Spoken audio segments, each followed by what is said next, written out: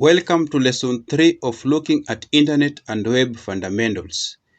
In this lesson, we are going to look at understanding Internet protocol, types of Internet protocol, IP addressing, and how to categorize IPv4, what is default gateway, DNS server, and network address translation. Just to let you know, this is the third video in my series where I'm teaching about Internet and Web Fundamentals. I've also shared the link to the article about this lesson in the video description below. In the last video, I talked about OSI reference model, what it is, why it was created, and how information gets transmitted on its various layers by giving an example. We also looked at the TCP/IP model and when it's used. I've also shared the link to the video in this video description below. Guys, my name is Anwar Mulombe from Mulan Technologies. If you have not subscribed to my channel, kindly do so. Hit that notification bell icon to receive instant updates whenever I upload video in the coming days. Leave your comment below in the comment sections and share this video to help your friends know about it. Let us start. What is Internet protocol? Internet protocols are a set of rules that govern the communication and exchange of data over the Internet. Both the sender and receiver should follow the same protocols in order to communicate the data. These protocols manage the flow of data, access control of the link being shared in the communication challenge. For example, over the Internet, whenever we access a website or exchange some data with another device, these processes are governed by a set of rules called the Internet protocols. Guys, now that we understand that Internet protocol is just a set of rules, I want us to look at the commonly used Internet protocols that I understand some of us must have interacted with them in one way or another. The first type of Internet protocol is what we refer to as HTTP, an abbreviation for Hypertext Transfer Protocol. This protocol is used to transfer hypertext, that special form of text that contains links to other text, over the Internet, and it's defined by the World Wide Web, that's abbreviated as WWW, for information transfer. This protocol defines how the information needs to be formatted and transmitted and various actions the web browser should take in response to the calls made to access a particular web page. Friends, whenever a user opens their web browser, the user will indirectly use HTTP protocol, as this is the protocol that is being used to share texts, images, and other multimedia files on the World Wide Web. The second type of protocol is what refers TCP/IP, that's Transmission Control Protocol, Internet Protocol. And what are they? These are a set of standard rules that allows different computers, that's different types of computers, to communicate with each other. The IP protocol ensures that each computer that is connected to the Internet is having a specific serial number called IP address. TCP specifies how data is exchanged over the Internet and how it should be broken into IP packets. In the previous lesson, where we were talking about the OSI reference model, we looked at various layers and we understand, or let me say, at this point, we understand at what layers do we refer to the measurement of data being transferred there as packets. TCP makes sure that the packets have the information about the source of the message data, the destination of the message data, the sequence in which the message data should be reassembled, and checks if the message has been sent correctly to the specific generation. Another type of internet protocol that we have is what we refer to as the simple mail transfer protocol, abbreviated as SMTP. These protocols are important for sending and distributing outgoing emails. This protocol uses the header of the email to get the email ID of the receiver and enters the mail into the queue of outgoing mails. And as soon as it delivers the mail to the receiving email ID, it removes the email from the outgoing list. Another type of internet protocol is POP3, that's Post Office Protocol version 3. This protocol helps us to retrieve and manage emails from the mailbox on the receiver mail server to the receiver's computer. This is implied between the receiver and receiver mail server. Then the last type of protocol that we are looking, the second last type of protocol that we are looking is what we refer to as the telnet or terminal network. What is telnet?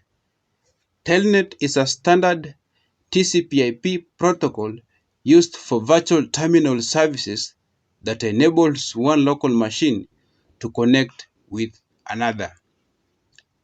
The computer which is being connected is called a remote computer, and which is connecting is called the local computer. Telnet operation lets display anything being performed on the remote computer in the local computer.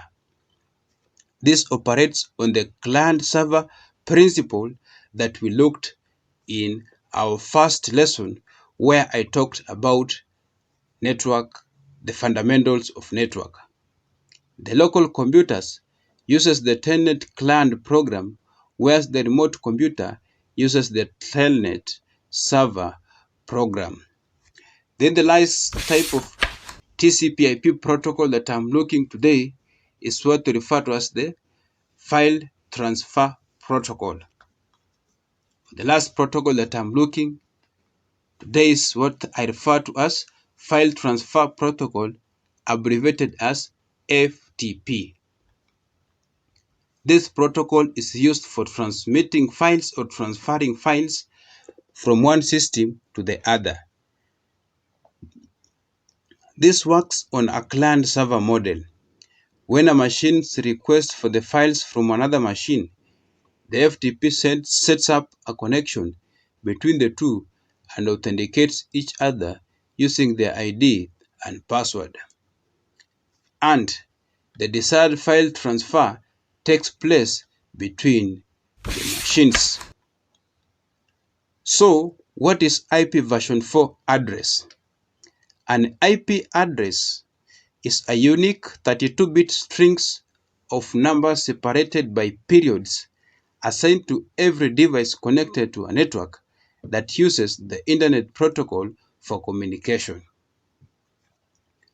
Each IP address identifies the device host network and the location of the device on the host network.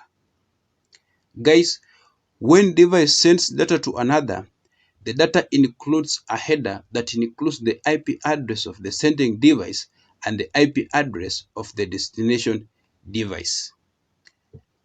Just to let you know, IP addresses are normally expressed in the dotted decimal format with 4 numbers separated by period. For example, 192.168.123.132. To understand how subnet masks are used to distinguish between host networks and subnetworks, examine an IP address in binary notation as shown below. In this diagram, the dotted decimal IP address of 192.168.123 123.132, which is in binary notation. The 32-bit number is 1100000011111000001000. This number may be hard to make sense of. I want us to divide it into 4 parts of 8 binary digits. The first dotted decimal is 192, then its binary representation is as shown below. The second octet is 168 with its corresponding, that's binary notation. The third octet is 123 with its corresponding binary notation, and the fourth octet is 132 with its corresponding binary notation. So let us look at types of IPv4 addresses. IPv4 addresses are further classified as either public or private. Public addresses are ones that are exposed to the internet. Any other computers on the internet can potentially communicate them. While private IP addresses are hidden from the internet and any other networks. They are usually behind an IP proxy or firewall devices. Just to let you know, IP addresses can be allocated manually, which we term them as static IP addresses, or dynamically using a special program called DHCP, that's Dynamic Host Control Protocol, and such kind of IP addresses, we refer to them as dynamic IP addresses. From the previous slide, we see that IP addresses are expressed as a set of 4 numbers in decimal format, and each set is separated by a dot. The IPv4 address has 2 parts: the network part, which specifies the particular network to where the IPv4 address belongs, and the host part, which uniquely identifies the device or the interface on your computer. For example, in this IP address, the one that we look at the previous slide, the network portion is represented by 192.168.123, while the host part or the node part is represented by .132.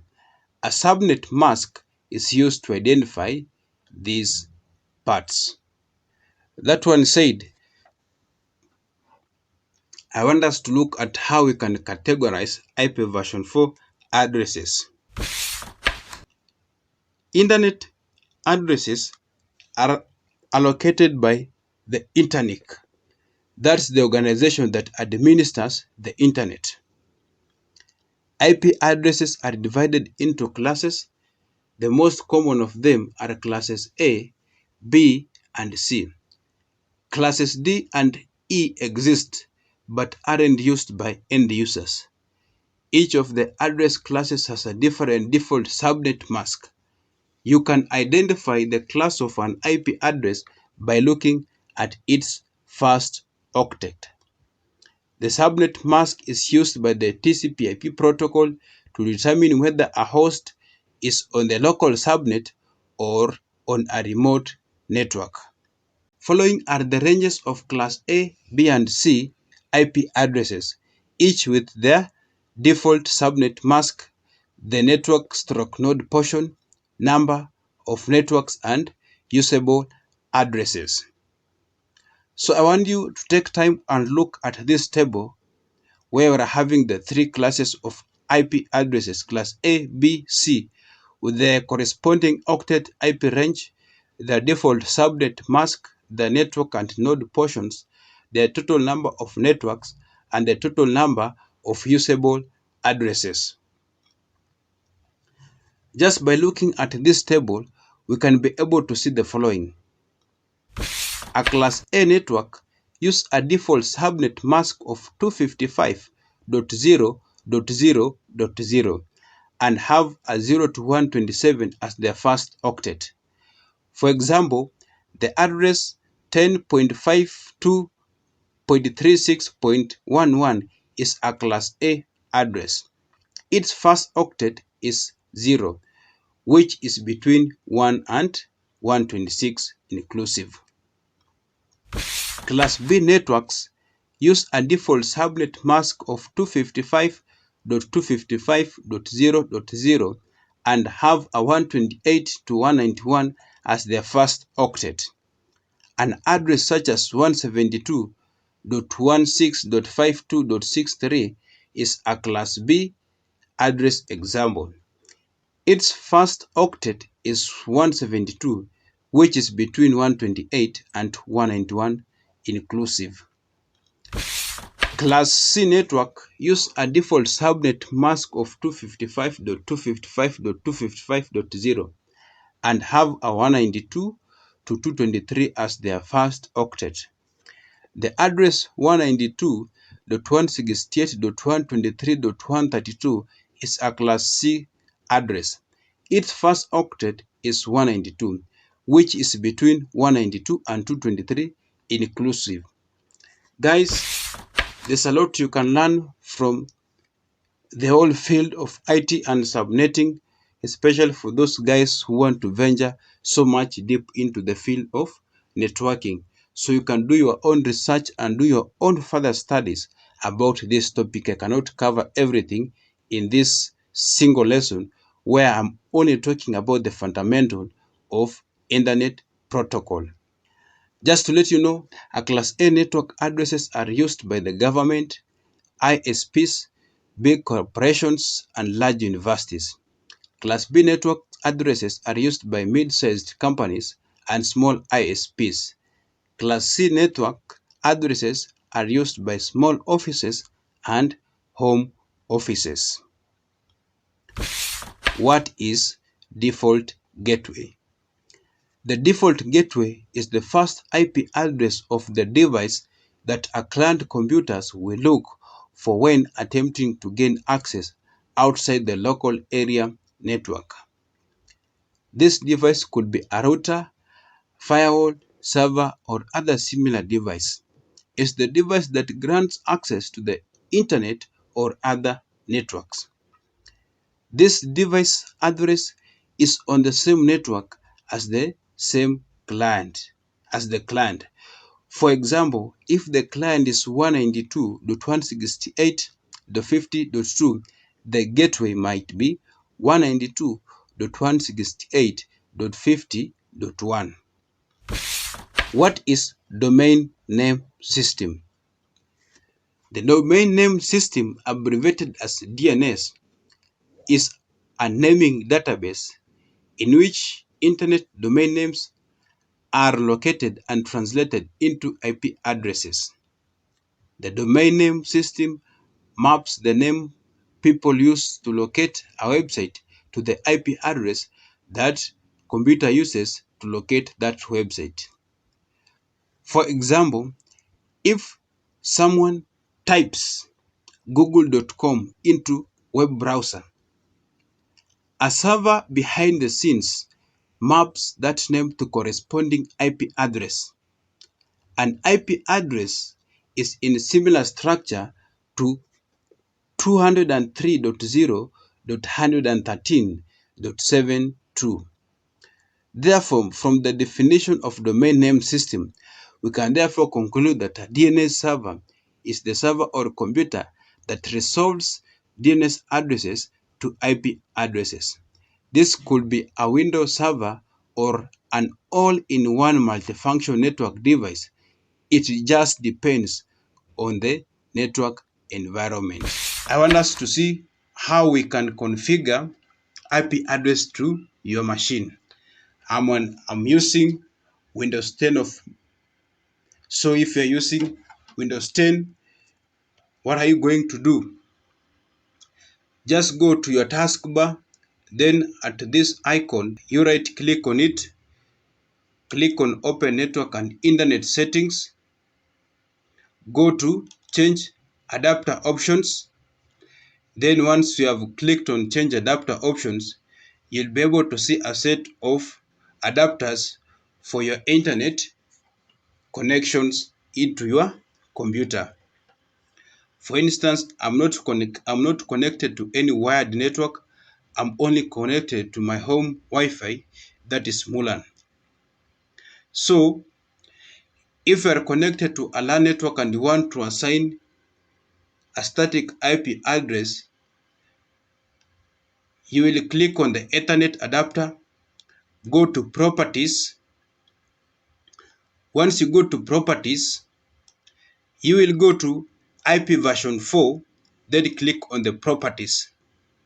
Here, you will be able to see a way you can assign an IP address to this particular machine. By checking obtain an IP address automatically, it will enable the DHCP to assign this machine or this PC a dynamic IP address. By checking, use the following IP address the way I have said. You have to specify the IP address of this machine, its subnet mask, and default gateway. For example, this machine of mine, the one that I'm using, when I connect to my office local area network, I have assigned it a static IP address of 192.168.0.87. So this is a class C class of IP address with a subnet mask, as we have looked on this lesson above, 255.255.255.0. Then my default gateway, the first computer that this computer connects, whenever it connects with other computers outside my local area network, this is its address. Then for you to assign the DNS, you see here with the Windows type of adapter, you have two type of DNS server that you can enter here: the preferred DNS server, or the primary one, and the alternate one. So here you type the address of your DNS server. Once you have done like so, then you do what? You click OK. So that's how you can configure IP address of your Windows computer. As we come to the end, I want us to look at network address translation. Network address translation is the process of modifying an IP address while it is in transit across a router, computer, or similar device. This is usually so one large address space that's particularly private can be remapped to another address space, or perhaps remapped to a single public IP address.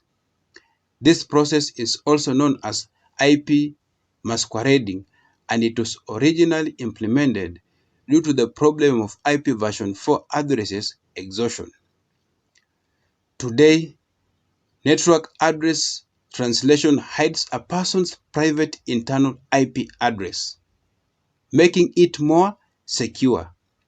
Some routers only allow for basic network address translation, which carries out IP address translation only. A network address translation implementation on a firewall hides an entire private network of IP addresses, e.g. 192.168.50.0 network, behind a single publicly displayed IP addresses. Many routers, server, and similar devices offer this technology to protect a company's computers on a LAN from outside intrusion. Guys, we have just seen that network address translation is the process of modifying an IP address while it is in transit across a router, computer, or similar device. I want us to examine this diagram where we are having two computers are connected to each other using a switch. Then we are having one IP address, that's 192.168.50.251. Then we are having a router here with its private IP address as 192.168.50.254. And the same router has an a link with an IP address of 64.51.216.27, and this router is connected to the internet. So this is actually a local area network. So this local area network is behind this router that connects it to the outside internet. This figure illustrates how network address translation might be implemented with some fictitious IP addresses. Here, the router has two network connections. One goes to the LAN with an address of 192.168.50.254 and its private IP address. This is also known as Ethernet address, and it's sometimes referred to as E0 or the first Ethernet address. The other connection goes to the internet or wide area network, and this is 64.51.216.27 and its public IP address. Sometimes this will be referred to as S0, which denotes serial address common to vendors such as Cisco. So the router is employing network address translation to protect all the organization's computers and switches on the LAN from possible attacks initiated by mischievous persons on the internet or in other locations outside the local area network. Thank you so much guys for watching. In the next video, I'll be talking about networking services, what is DHCP in a network, routing and remote access services, that is RRA. I'll be talking of IPsec, NTP, and VoIP. See you there. God bless you.